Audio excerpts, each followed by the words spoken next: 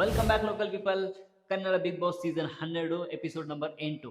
ನಿನ್ನೆ episode number 7 first ಪಂಚಾಯತಿನ ಯಾರೆಲ್ಲ ನೋಡಿಲ್ಲ, ಈ ಕಾರ್ನರಲ್ಲಿ ಲಿಂಕ್ ಕೊಟ್ಟಿದ್ದೀನಿ, ನೋಡ್ಕೊಂಬನ್ನಿ. ಆ್ಯಂಡ್ ಇವತ್ತು super Sunday with Sudeep episode number 8ನ ಸ್ಟಾರ್ಟ್ ಮಾಡೋಣ.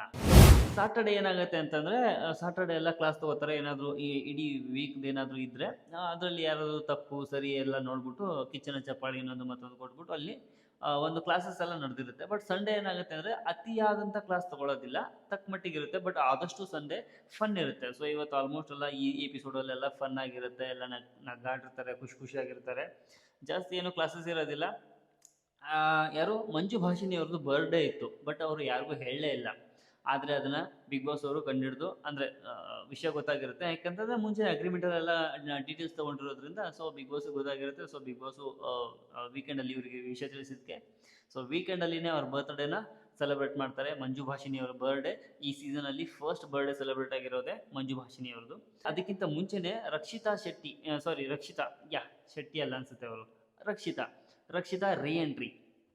ಒಂದು ವಾರ ಸೀಕ್ರೆಟ್ ರೂಮಲ್ಲಿ ಇದ್ರಂತೆ, ಮೊಬೈಲ್ ಇಲ್ಲ, ಟಿ ವಿ ಇಲ್ಲ, ಯಾರ ಹತ್ರನೂ ಮಾತಾಡಿಲ್ಲ ಅಂತ ಹೇಳಿದ್ರು. ಒಂದು ವಾರ ಸೀಕ್ರೆಟ್ ರೂಮ್ ಅಂತಂದರೆ ಹೆಂಗಿರುತ್ತೆ ಏನು ಗೊತ್ತೇನೋ ಗೊತ್ತಿಲ್ಲ, ಒಂಥರ ಜೈಲ್ ಥರನೇ ಫೀಲ್ ಆಗಿರುತ್ತೆ. ಬಟ್ ಅವ್ರಿಗೆ ಗೊತ್ತಿರುತ್ತೆ ಹೊರಗಡೆ ಏನೆಲ್ಲ ನಡೆದಿರುತ್ತೆ ಅನ್ನೋದು, ತಕ್ಕಮಟ್ಟಿಗೆ ಆದರೂ ಗೊತ್ತಿರುತ್ತೆ. ಸೊ ರಕ್ಷಿತಾ ರೀ ಎಂಟ್ರಿ ಕೊಟ್ಟರು ಬಿಗ್ ಬಾಸ್ ಮನೆ ಒಳಗಡೆ.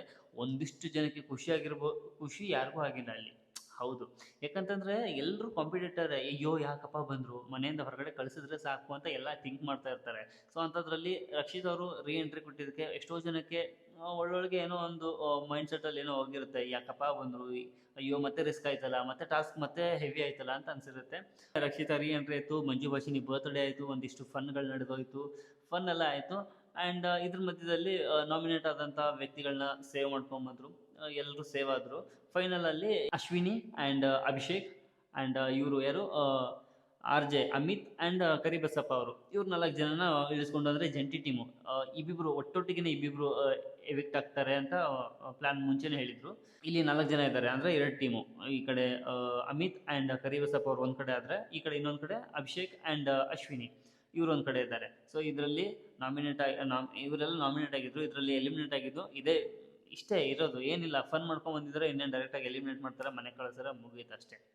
ಸೊ ಎಲಿಮಿನೇಟ್ ಆಗಿದ್ದು ಯಾರಪ್ಪ ಅಂತಂದರೆ, ಫಸ್ಟ್ ವಾರ ಎಲಿಮಿನೇಟ್ ಆಗಲ್ವೇನೋ ಅಂತ ಅಂದ್ಕೊಂಡಿದ್ವಿ. ಯಾಕಂತಂದರೆ ಸಮ್ಟೈಮ್ಸ್ ನಾವು ಎಲ್ಲೋ ಅಬ್ಸರ್ವ್ ಮಾಡಿರ್ತೀವಿ, ಫಸ್ಟ್ ವೀಕ್ಸು ಎಕ್ಸ್ಕ್ಯೂಸ್ ಅನ್ನೋದಿರುತ್ತೆ. ಬಟ್ ಇದ್ಯಾಕೋ ಆ ಥರ ಇಲ್ಲ. ಈ ಸೀಸನು ಫುಲ್ ಸ್ಪೀಡಲ್ಲಿನೇ ಮಾಡ್ತಾಯಿದ್ದಾರೆ, ಫುಲ್ ಸ್ಪೀಡಲ್ಲಿನೇ ಇದೆ. ಈ ಶೋನ ಕಂಪ್ಲೀಟ್ ಮಾಡಬೇಕು, ಈ ಸೀಸನ್ನ ಕಂಪ್ಲೀಟ್ ಮಾಡಬೇಕು ಅಂತಲೇ ಟ್ರೈ ಮಾಡ್ತಾ ಇರೋದ್ರಿಂದ so first week double eviction ಯಾರಂತಂದರೆ ಅದೇ ಜಂಟಿ team RJ Amit and Karibasappa ಅವರು. ಹೌದು, ಅವ್ರು ಹೋಗಿದ್ದು ಬೆಟರ್ ಅಂತ ಅನಿಸುತ್ತೆ ನನಗೂ. ನನ್ನ ಪರ್ಸ್ನಲ್ ಒಪಿನಿಯನ್ ನಾನು ಹೇಳಬೇಕು ಅಂತಂದರೆ, ಬಿಕಾಸ್ ಅಲ್ಲಿ ಎಲ್ಲರೂ ಆ್ಯಕ್ಟಿವ್ ಆಗಿದ್ದಾರೆ, ಚೆನ್ನಾಗಿದ್ದಾರೆ. ಬಟ್ ಇವರಿಬ್ಬರು ಮಾತ್ರ ಡಲ್ ಆಗಿ ಎಲ್ಲೋ ಒಂದು ಕಡೆ ಇರ್ತಿದ್ರು, ಕಾಣಿಸ್ಕೋತಾ ಇರಲಿಲ್ಲ, ಕ್ಯಾಮ್ರಾ ಕಣ್ಣಿಗೆ ಕಾಣಿಸ್ಕೋತಾ ಇರಲಿಲ್ಲ, ಎಂಟರ್ಟೈನ್ಮೆಂಟ್ ಇರ್ತಾ ಇರಲಿಲ್ಲ. ಯಾವುದೇ ಒಂದು ರೀತಿ ಕಾನ್ವರ್ಸೇಷನ್ಸು ಜಾಸ್ತಿ ಏನು ಹೇಳ್ಕೊಳ್ಳೋ ರೀತಿ ಕಾನ್ವರ್ಸೇಷನ್ಸ್ ಅಂತೂ ಇರ್ತಾ ಇರಲಿಲ್ಲ. ಅಟ್ಲೀಸ್ಟ್ RJ ಅಮಿತ್ ಅವರು ಓಕೆ, ಬಟ್ ಕರಿಬಸಪ್ಪ ಅವರಂತೂ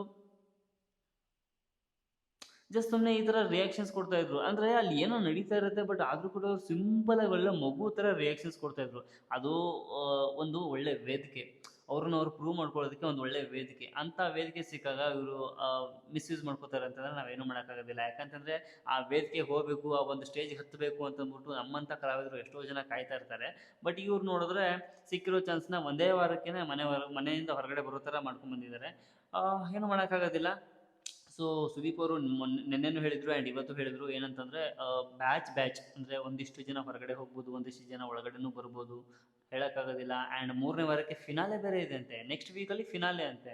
ಈಗ ಆಲ್ರೆಡಿ 1 ವೀಕ್ ಆಯಿತು, ಸೆಕೆಂಡ್ ವೀಕ್ ಬಿಟ್ಟರೆ 3rd ವೀಕಿಗೆ ಫಿನಾಲೆ ಇದೆ ಅಂತೆ. 3ನೇ ವಾರಕ್ಕೆ ಫಿನಾಲೆ. ಇದು ಯಾವ ಥರ ಕಾನ್ಸೆಪ್ಟ್ ಅನ್ನೋದೇ ಅರ್ಥ ಆಗ್ತಿಲ್ಲ. 2 ಫಿನಾಲೆ, 2 ವಿನ್ನರಾ? ಕಾದು ನೋಡೋಣ ಏನಾಗುತ್ತೆ ಅಂತ. ಆ್ಯಂಡ್ ಇದಿಷ್ಟೇ, ಅಷ್ಟೇ ಇವತ್ತಿನ super Sunday with Sudeep. Fun ಆಯಿತು. ನಾಮಿನೇಷನಲ್ಲಿದ್ದವ್ರನ್ನ ಕೆಲವೊಂದಿಷ್ಟು ಜನನ ಸೇಫ್ ಮಾಡಿದ್ರು. ಫೈನಲ್ ಆಗಿ ಕರಿಬಸಪ್ಪ ಆ್ಯಂಡ್ ಅಮಿತ್ ಅವ್ರನ್ನ ಎಲಿಮಿನೇಟ್ ಮಾಡಿ ಮನೆಯಿಂದ ಹೊರಗಡೆ ಕಳಿಸ್ಕೊಟ್ರು. ಅವ್ರಿಗೆ ಸಣ್ಣ ಪುಟ್ಟ ಸ್ಪಾನ್ಸರ್ಶಿಪ್ನ ಕೊಟ್ಟು. ಅಷ್ಟೇ, ಇದು ಇವತ್ತಿನ ಕತೆ. ಇನ್ನು ನೆಕ್ಸ್ಟ್ ಎಪಿಸೋಡ್ವರೆಗೂ ಕಾಯೋಣ. ನೆಕ್ಸ್ಟ್ ಎಪಿಸೋಡಲ್ಲಿ ಏನೆಲ್ಲ ಆಗುತ್ತೆ. ರಕ್ಷಿತಾ ಬೇರೆ ಹೊಸದಾಗಿ ಎಂಟ್ರಿ ಕೊಟ್ಟಿದ್ದಾರೆ, ಅಂತಂದರೆ ರೀ ಎಂಟ್ರಿ ಕೊಟ್ಟಿದ್ದಾರೆ. ಸೊ ಇನ್ನು ಟಾಸ್ಕ್ಗಳು ಯಾವ ಥರ ಇರುತ್ತೆ, ಇನ್ನು ಯಾವ್ಯಾವ ಥರ ಟ್ವಿಸ್ಟ್ಗಳು ಬರುತ್ತೆ, ಇನ್ನು ಏನೇನು ಸರ್ಪ್ರೈಸಸ್ ಇರುತ್ತೆ ಗೊತ್ತಿಲ್ಲ. ನೆಕ್ಸ್ಟ್ ವೀಕಲ್ಲಿ ಅಂದರೆ ಮಂಡೆಯಿಂದ ನೋಡಬೇಕು. ಸೊ ನೆಕ್ಸ್ಟ್ ಎಪಿಸೋಡ್ಗೆ ಕಾಯೋಣ. ಇನ್ನು ಯಾರು ಪ್ರೀವಿಯಸ್ ಎಪಿಸೋಡ್ಸ್ಗಳನ್ನ ನೋಡಿಲ್ಲ, ನೀವು ಇನ್ನೂ ಯಾರು ಸಬ್ಸ್ಕ್ರೈಬ್ ಮಾಡಿಲ್ಲ, ನನ್ನ ಚಾನಲ್ನ ಸಬ್ಸ್ಕ್ರೈಬ್ ಮಾಡಿಲ್ಲ, ದಯವಿಟ್ಟು ಚಾನಲ್ ಸಬ್ಸ್ಕ್ರೈಬ್ ಮಾಡ್ಕೊಳ್ಳಿ. ಪ್ರೀವಿಯಸ್ ಎಪಿಸೋಡ್ಸ್ ಎಲ್ಲ ಪ್ರೊಫೈಲಲ್ಲೇ ಇದೆ, ಚೆಕ್ ಮಾಡ್ಕೊಳ್ಳಿ. ಆ್ಯಂಡ್ ಇದೇ ಥರ ಸಪೋರ್ಟ್ ಮಾಡ್ತಾ ಇರಿ. Thank you. ನೆಕ್ಸ್ಟ್ ಎಪಿಸೋಡಲ್ಲಿ ಮತ್ತೆ ಸಿಗ್ತೀನಿ. ಬಾಯ್.